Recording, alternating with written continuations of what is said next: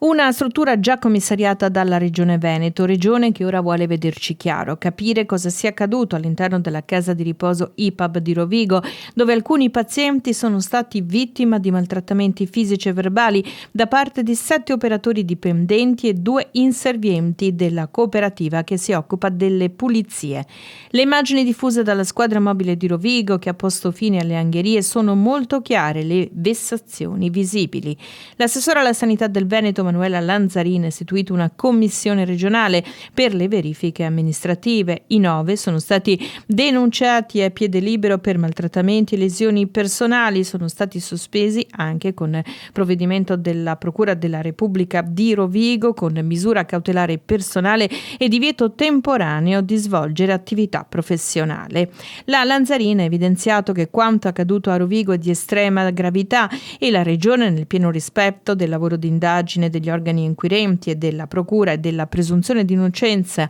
per tutti gli inquisiti, ha il dovere di fare chiarezza di come si sia potuta determinare una tale situazione, quali siano state le procedure in essere, come avvenga la selezione, la formazione e l'organizzazione del lavoro del personale, quali siano infine i sistemi di verifica e di controllo e gli strumenti di prevenzione. Nel rispetto della piena autonomia degli organi inquirenti, aggiunge l'assessore, che dovranno accertare e sanzionare eventuali responsabilità penali, la Regione ha comunque la responsabilità di sottoporre a verifica il sistema e di individuare eventuali falle o deficit organizzativi al fine di evitare che situazioni simili abbiano a riproporsi e per poter garantire ad ospiti e familiari il diritto ad un'assistenza dignitosa e qualificata, nonché agli operatori dell'assistenza e alle comunità locali la fiducia nella legalità e la certezza nei principi della buona amministrazione. La commissione sarà formata da 3 professionisti dell'ambito sociale e sanitario